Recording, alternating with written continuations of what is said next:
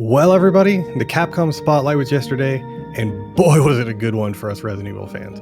And not only did we get the Spotlight, we also got what I'm assuming is the first of 2 or 3 messages from the creators of the game. But before we get into what the devs had to say, let's focus on the Spotlight. In it, Capcom had 4 talking points. They started off with what their core concept for the game is. Addictive fear. This tells me this game is going to be shit your pants. You need to sleep in between your parents like you're 5 again with a nightlight on for an entire week. A nightmare. Or at least I hope it's that scary.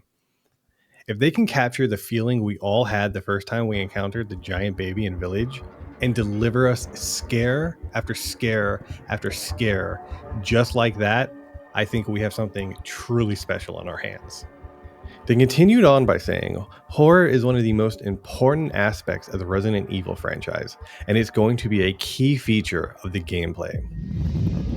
Next, they talked about our new protagonist, Grace. Actually, real quick, am I the only one who's getting clear vibes from this picture? No? Yes? Well, they went on to describe Grace as shy, timid, more of what you would expect from a typical horror game protagonist. They wanted to emphasize she's not a superhero. However, she does have some training and she'll use her wit and ingenuity to overcome challenges. Speaking of superheroes, they toyed with the idea of Leon being in the game, but ultimately decided against it. And I don't think anyone believed them when they said this. He'll probably be in the game, something akin to Chris in Village.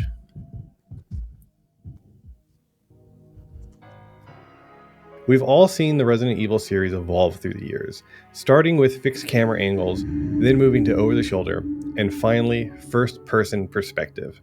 Well, with 9, they wanted the player to be able to choose how they interacted with the game, being able to switch freely between a first and third-person camera.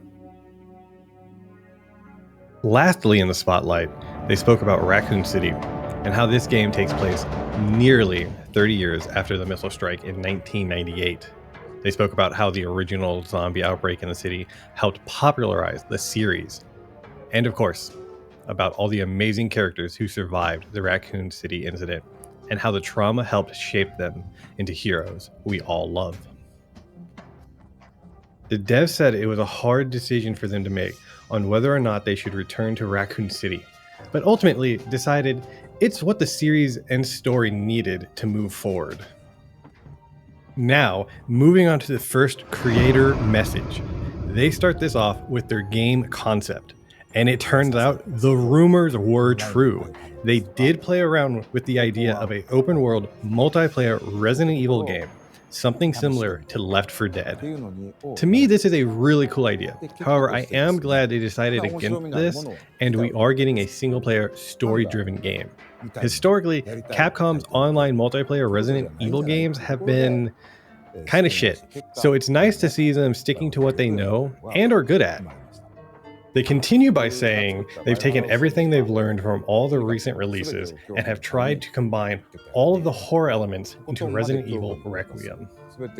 Circling back to their addictive horror comment, this really excites me and tells me they're taking Resident Evil back to its survival horror roots. Addictive fear for them means you won't be able to stop playing, no matter how scared you are. The creator message ends with them talking about realism and, of course, visuals. The art director for the game says he created the visual concept metal noir. He took black and white visuals and combined them with an urban environment, focusing on different metals. Previous installments took place in rural areas with lots of nature. RE9 is going back to the city. Lastly, I wanted to discuss the realism in the game, specifically about Grace. They talk in great length about her hair, but they also mention other subtle details, like her eyes, the way her lips move, her breathing, beads of sweat on her skin, and so much more. This leads me to believe Grace might not only be the most realistic Resident Evil character we've ever gotten, but possibly the most realistic character ever developed. They go into further detail on the technology they used in developing Grace's hair, going as far as borrowing technology from Capcom's other upcoming game, Pragmata. They even point out the fact that light shines through strands of her hair. This game is for sure going to be a visual masterpiece.